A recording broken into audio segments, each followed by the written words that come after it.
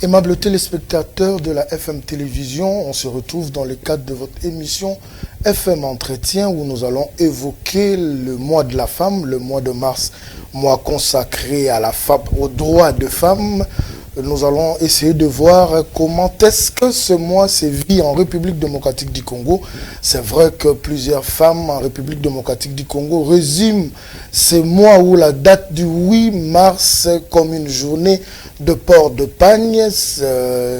Plusieurs associations ont eu à faire des ateliers, mais est-ce que cette femme rurale en République démocratique du Congo comprend le sens de cette date du 8 mars? Ce sont des questions que nous nous sommes posées le long de ces mois et aujourd'hui, nous avons un honneur de recevoir pour vous sur cette plateau une dame, c'est une députée provinciale élue de Lancélé, c'est Madame Patricia Mouimpe. C'est avec elle que nous allons essayer d'évoquer des questions qui se lient à la célébration de ce mois de la femme en République démocratique du Congo. Mais avant tout, comme c'est une élue de Lancélé, nous allons d'abord essayer d'évoquer sa carrière politique pendant quelques minutes avant d'entrer dans le vif de notre sujet. Je m'en vais déjà la dire bonjour. Bonjour. Comment vous allez, honorable? Ça va bien, merci. Avant d'entrer dans le vif de notre sujet, nous allons quand même évoquer votre carrière politique. Dame, vous vous êtes battue. Nous avons vu les élections en République démocratique du Congo comme c'était saturé. Mais je dirais que Dieu a fait grâce, mais du moins vous vous êtes quand même battue. Aujourd'hui, vous êtes élu de Lancélé. Ça a été facile? Je dirais qu'il n'y a pas une élection facile déjà, ça n'existe pas. Dans chaque élection, il y a le haut, il y a le bas. Donc, ça a été aussi le cas pour nous. Ça n'a pas été facile, mais comme vous venez de le dire, Dieu nous a fait grâce. Dieu vous a fait grâce. D'où est venue cette idée de postuler? Bon, il faut déjà préciser que je n'ai pas postulé. J'étais la première suppléante de l'honorable Ogi Kalonji. Donc, c'est par lui que nous sommes devenus aujourd'hui députés provinciaux. Parce qu'il avait postulé en national et en provincial. Nous avons fait ces duos avec lui, avec objectif qu'il allait partir en national et que moi je devrais garder le siège provincial. Mais ce n'est pas pour autant que nous n'avons pas battu campagne.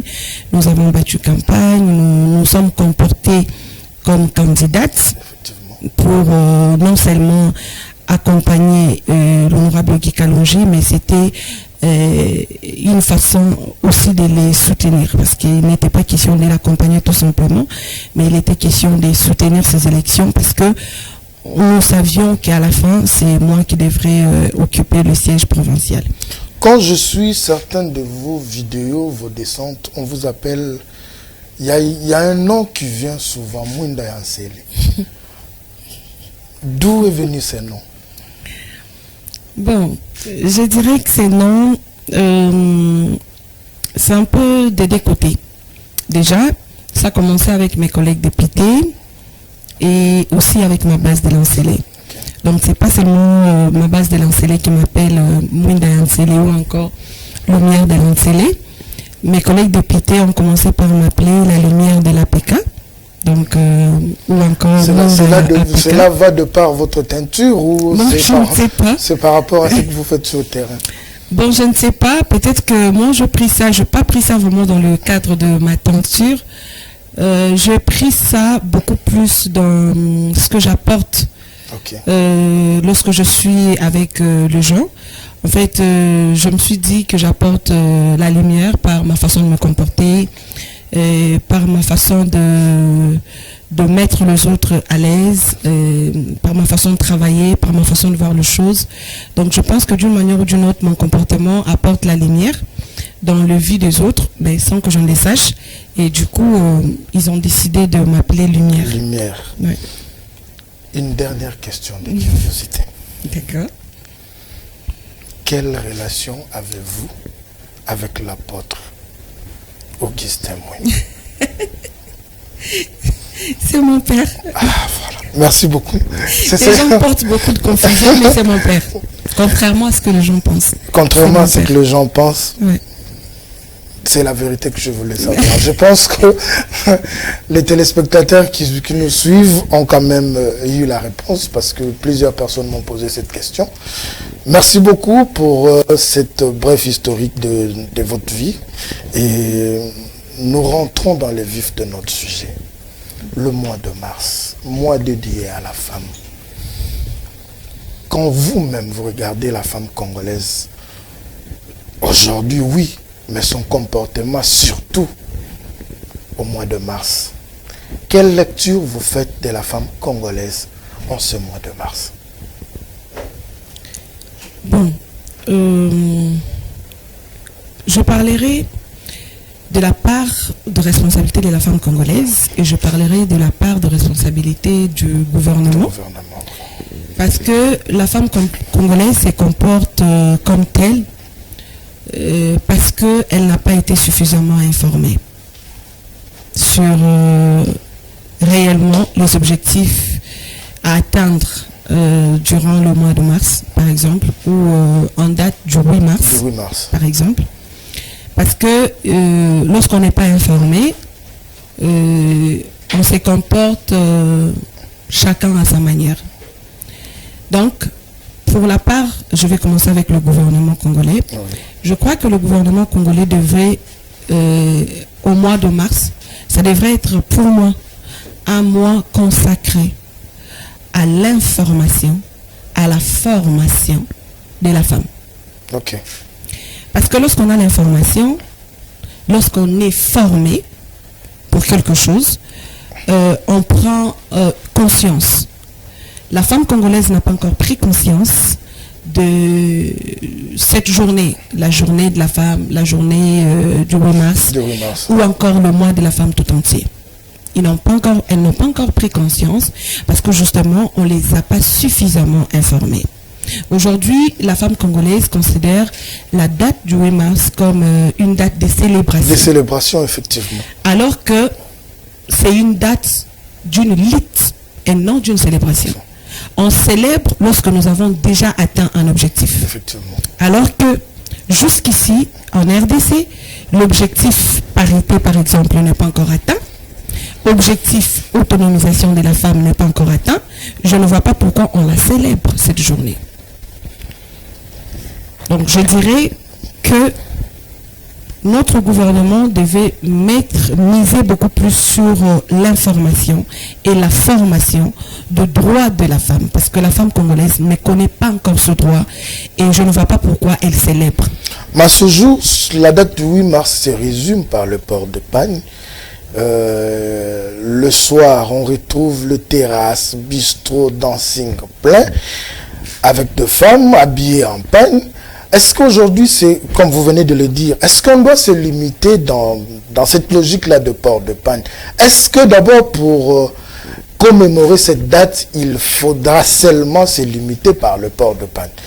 Parce que, en regardant ce qui se passe à Kinshasa, le 8 mars, quand une dame est habillée en pantalon, les gens crient sur elle. Donc, le 8 mars, pantalon. Est-ce que cette date doit se résumer par le port de pagne? Bon, c'est un peu ce que j'étais en train de dire tout à l'heure. La femme congolaise se comporte selon les informations qu'elle a reçues. On ne l'a pas appris autre chose que de porter le pagne. Donc, pour elle, porter le pagne représente cette journée.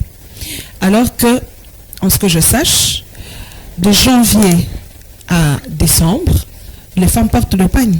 Mais ça ne veut rien dire. Je ne vois pas de relation entre le droit de la femme ou le droit de femme avec le port de pagne.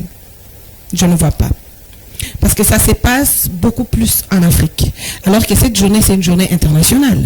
Alors dites-moi, les femmes, je donnerai en exemple les femmes françaises par exemple, les femmes américaines, elles s'habillent aussi en pagne?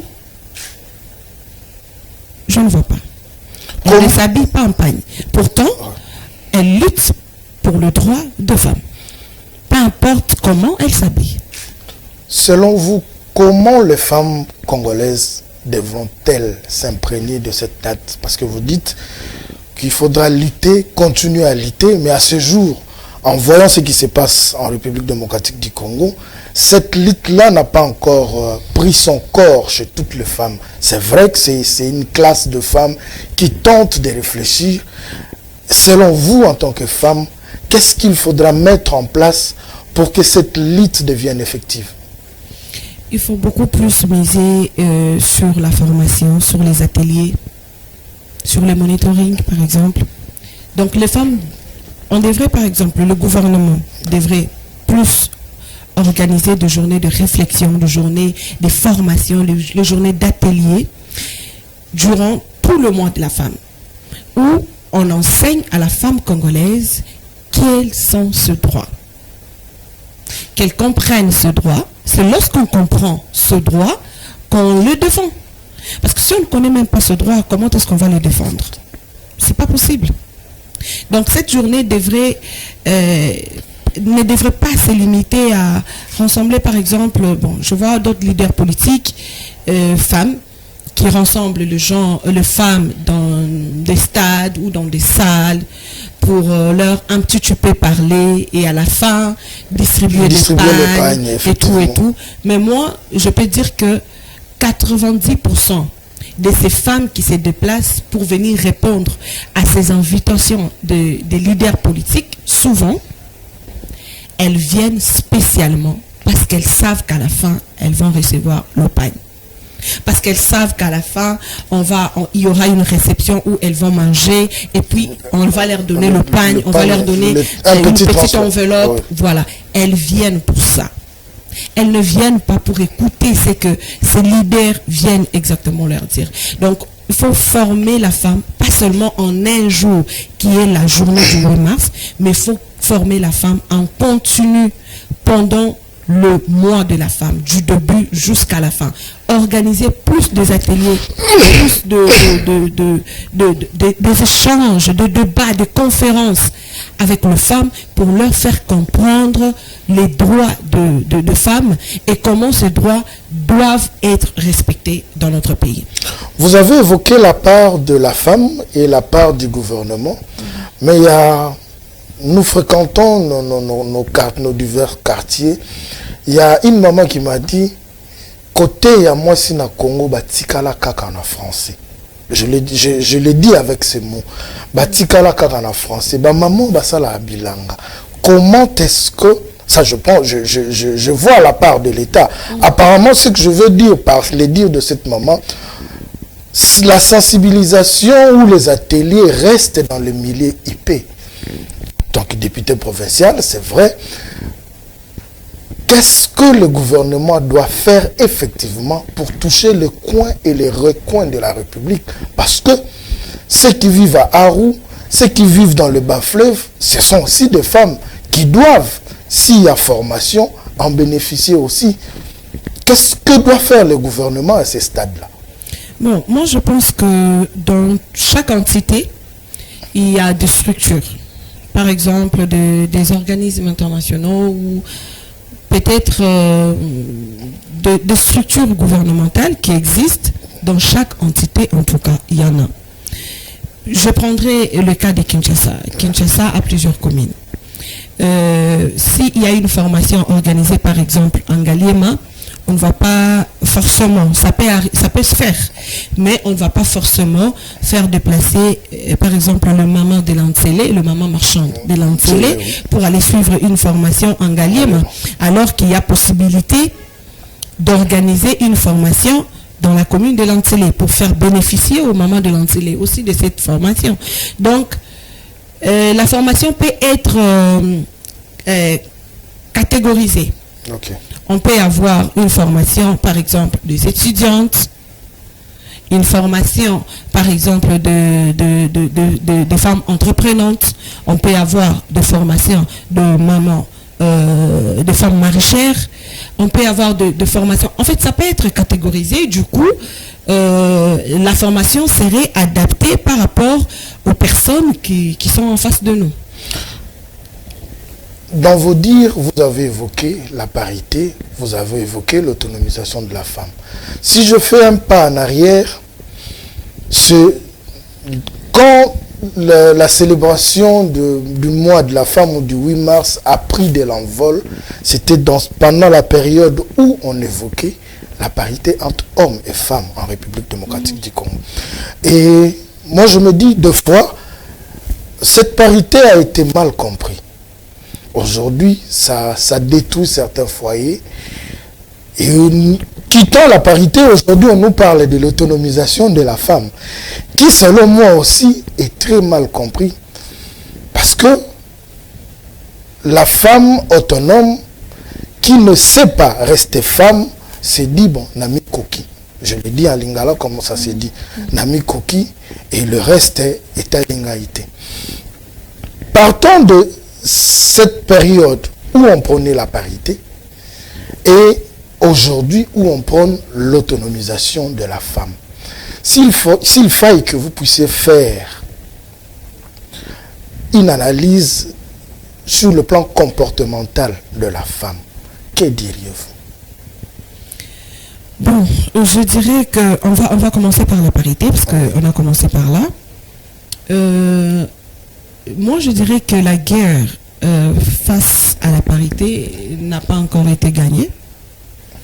Nous avons débarqué dans l'autonomisation de la femme.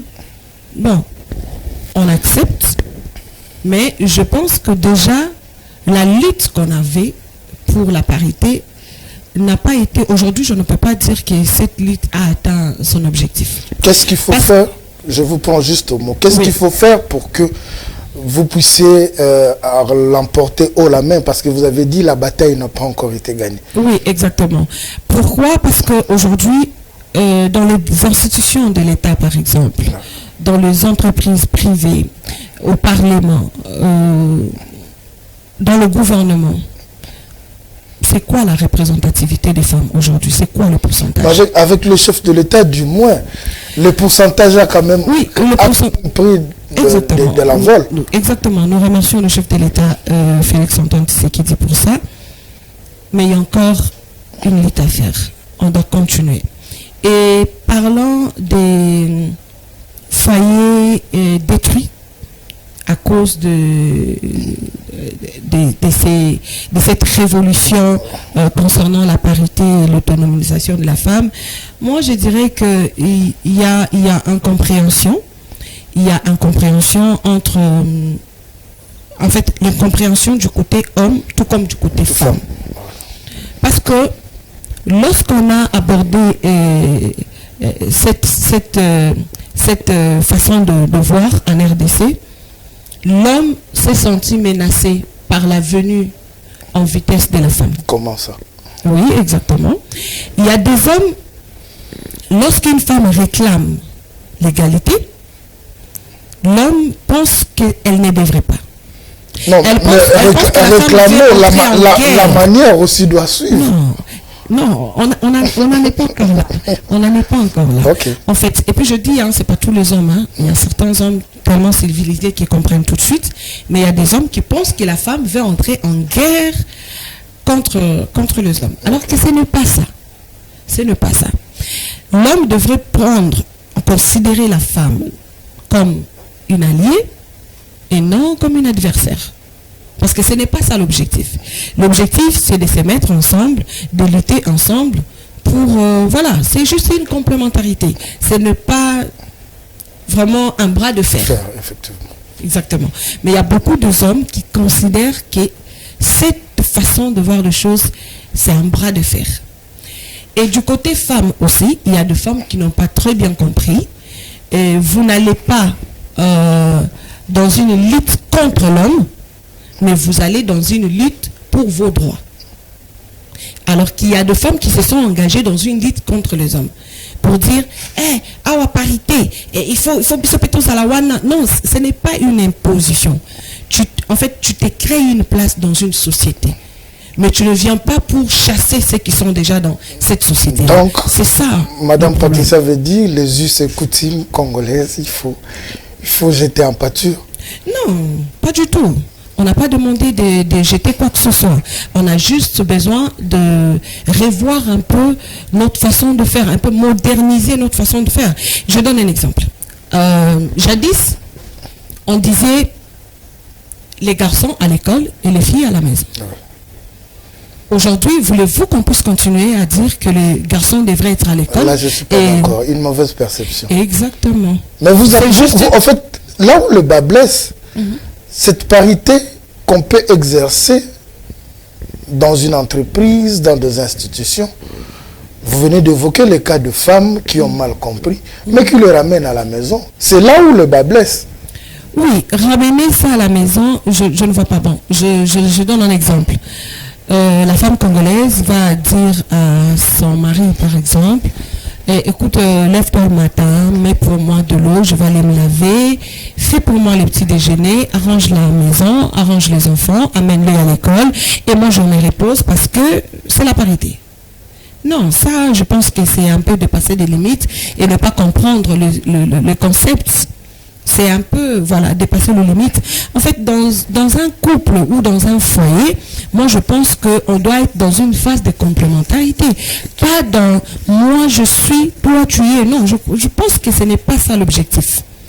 Parce que si on doit être dans un foyer et commencer à avoir ce genre de conception, c'est comme si vous vous livrez à une guerre dans votre propre foyer et là, ça n'a plus de sens. Donc, la parité perd son sens d'exister.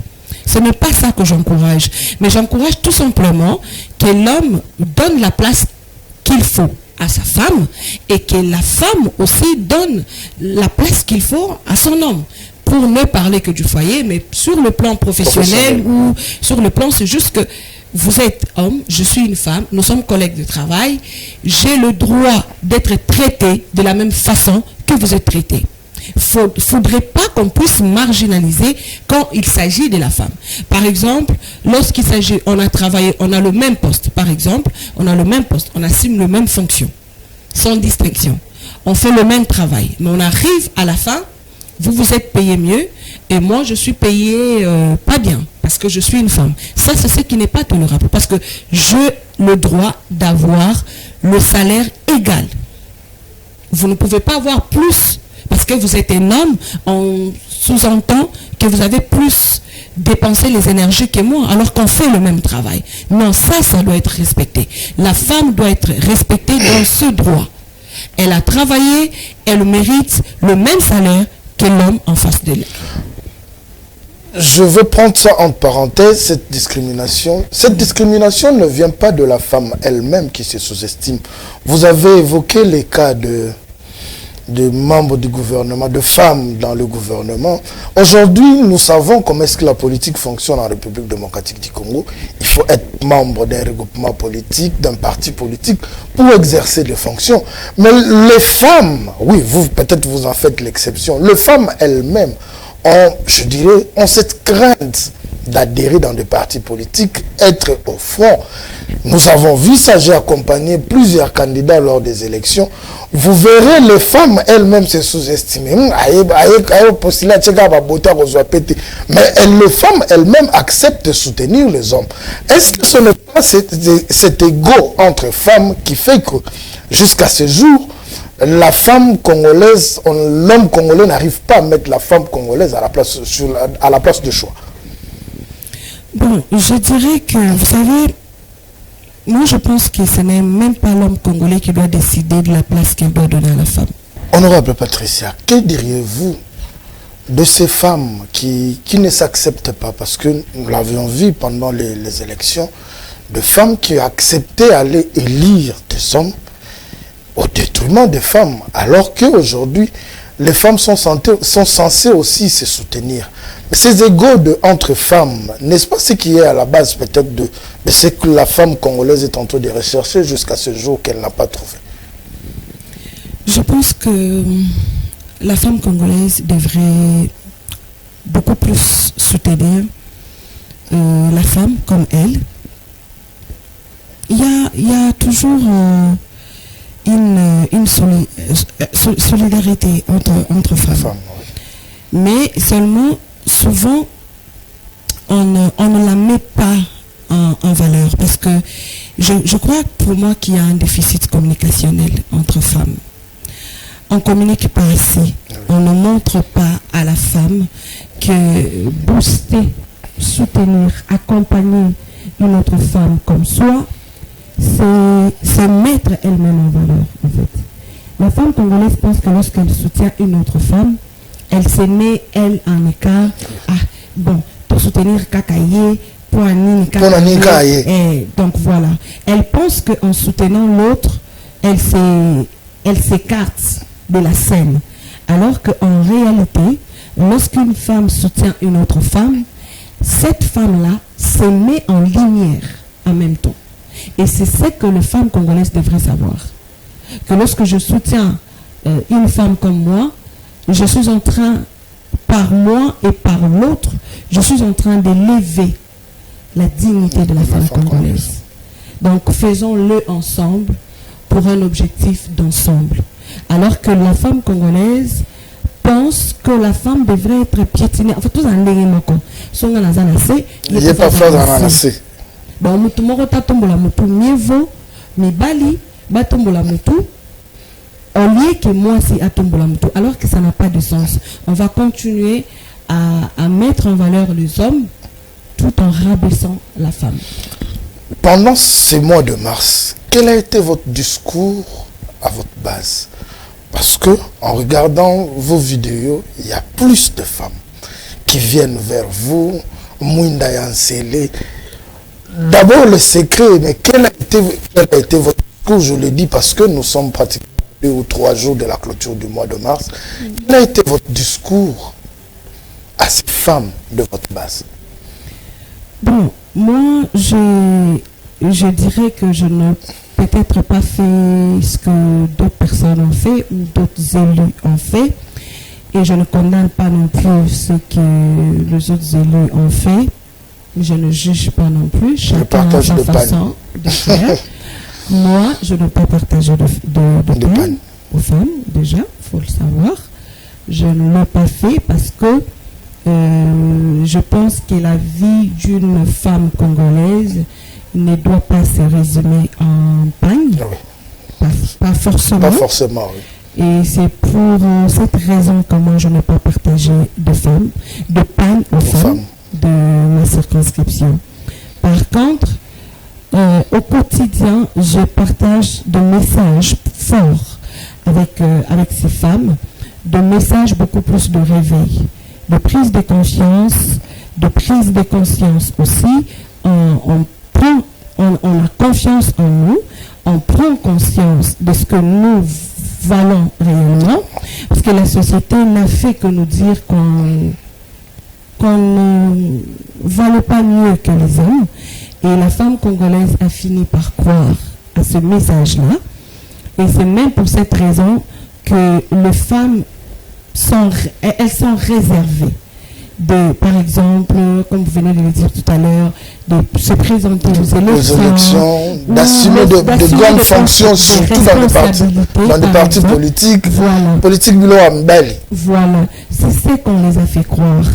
Et ce qu'il faut faire, il faut leur faire comprendre le contraire du message qui leur a été donné.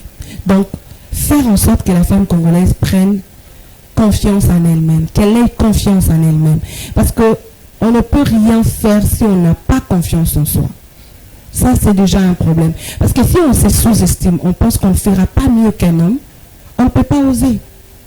Il faudrait d'abord la faire comprendre que tu peux faire mieux que plusieurs autres hommes. Parce que j'ai rencontré dans mon parcours, que ce soit scolaire, universitaire ou professionnel, j'ai rencontré des hommes qui n'étaient pas aussi intelligents qu'on ne le croit. Vous verrez une femme très intelligente face à un homme qui n'est même pas intelligent, mais la femme se réserve. Elle pousse l'homme. Ah, yo kende, yo loba. Alors que l'homme lui-même sait que dans un endroit, la capacité, on les a dit. Voilà, mais seulement, par contre, cet homme-là est courageux. Et la femme ne l'est pas. Elle est intelligente, mais elle n'est pas courageuse. Elle n'ose pas prendre parole. Et cet homme-là n'est pas intelligent, mais il est courageux. Donc du coup, il vole la médaille à la femme.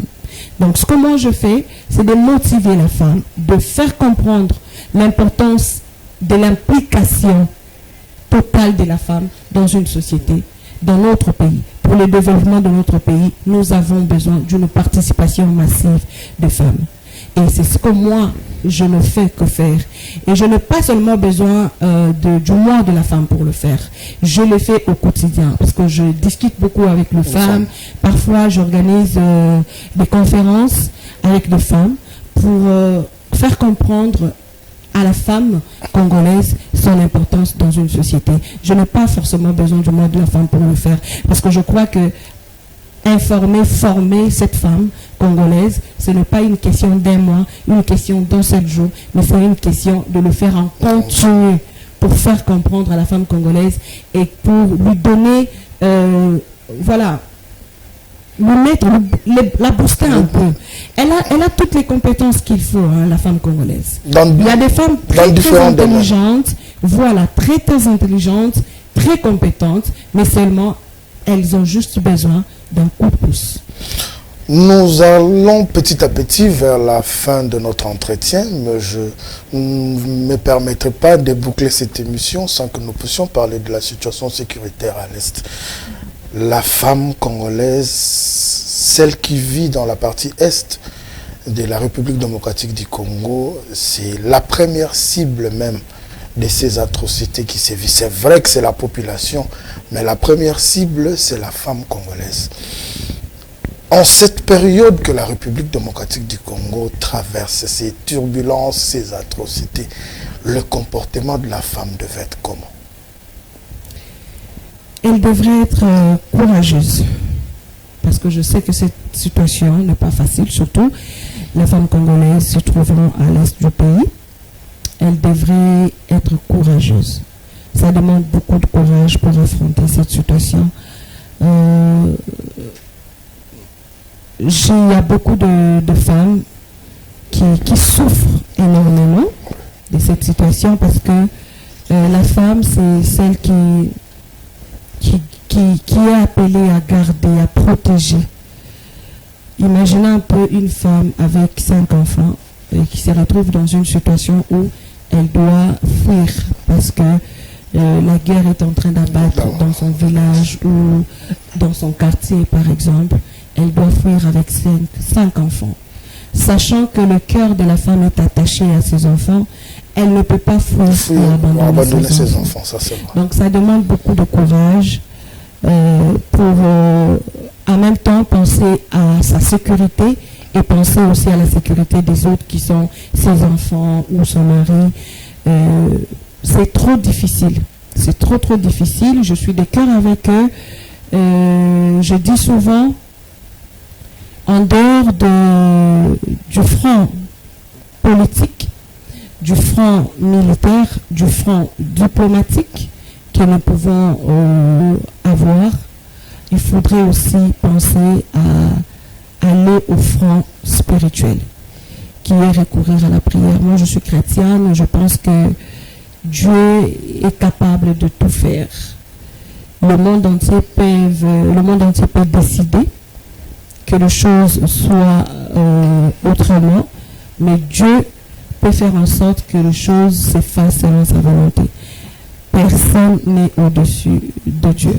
Et je crois que dans une situation difficile, ce que moi je conseillerais déjà spécialement aux femmes et aux femmes en général, de la République démocratique du Congo en général, je leur dirais que chacun fasse ce qu'elle sait faire.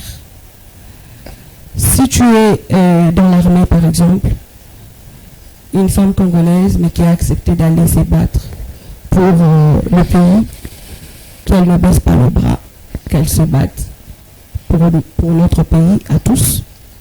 Si tu es dans la politique et que tu sais que tu paies ta position, bien entendu, parce que ce n'est pas tout le monde qui a la position pour faire des négociations politiques, si ta position te permet de faire des démarches politiques ou des négociations, si ça te permet de faire une diplomatie quelconque pour amener la paix dans notre pays, n'hésite pas de le faire parce que tu es une femme.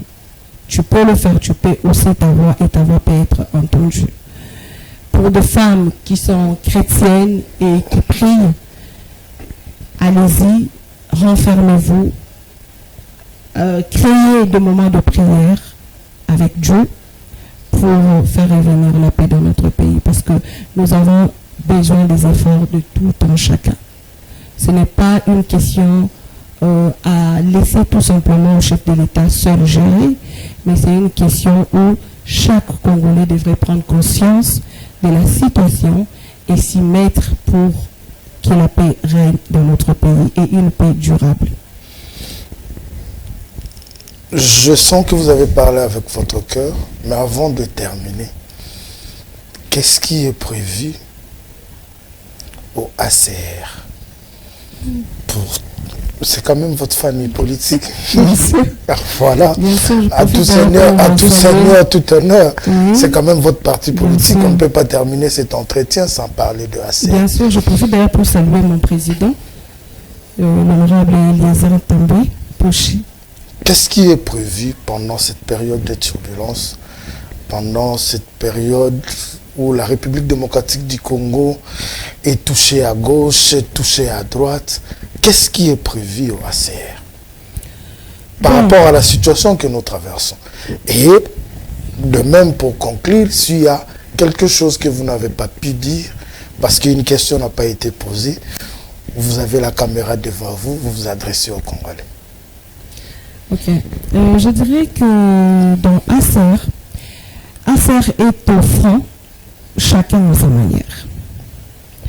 C'est-à-dire, c'est une machine qui fonctionne 24 sur 24. Les efforts sont menés à tous les niveaux. Il y a ACR de la diaspora qui sont en train d'organiser presque chaque jour, il y a 2 marches qui sont organisées pour faire entendre leur voix. Il y a ACR à l'intérieur du pays, tout comme à Kinshasa, où chacun est en train de faire passer un message de l'unité, un message du patriotisme pour réveiller la conscience des Congolais et amener les Congolais à aimer ce pays. Parce que nous ne pouvons rien faire dans ce pays si on n'aime pas notre pays. C'est par amour qu'on fait certaines choses. L'amour nous pousse à faire l'impossible. Il faut d'abord aimer le pays. Et ACR est au front pour amener les Congolais à aimer notre pays. Parce que lorsqu'on va aimer sincèrement notre pays, on n'aura pas peur de défendre notre pays. Donc voilà. Qu'est-ce que vous vouliez dire que vous n'avez pas dit pendant l'émission? Bon, je crois que j'ai tout dit. Merci beaucoup. C'est par ces mots de l'honorable Patricia Mwimpe que nous mettons un point final à cette émission. C'était une émission, je dirais, spéciale parce qu'on devait clôturer le mois de la femme. Et moi, en tant qu'homme, je clôture avec l'honorable Patricia Mwimpe ce mois de la femme. Aux femmes congolaises, nous allons demander seulement que vous puissiez éveiller votre conscience. Ce que l'homme peut faire, la femme aussi peut faire cela. Mais que cela ne soit pas, je dirais, que ce qu'on peut faire dans la société ne se soit pas rabattu dans nos foyers. Dans le foyer, on vit autrement et dans la société, on vit aussi autrement. Mais du moins, aux hommes aussi, nous demanderons à ce que nous en tant qu'hommes, puissions accompagner les femmes à trouver ce dont elles cherchent depuis tout ce temps. Et je pense que ça permettra à ce que l'univers vive dans l'équilibre tant cherché. Au revoir et on se retrouve prochainement avec un autre invité. Merci chez vous.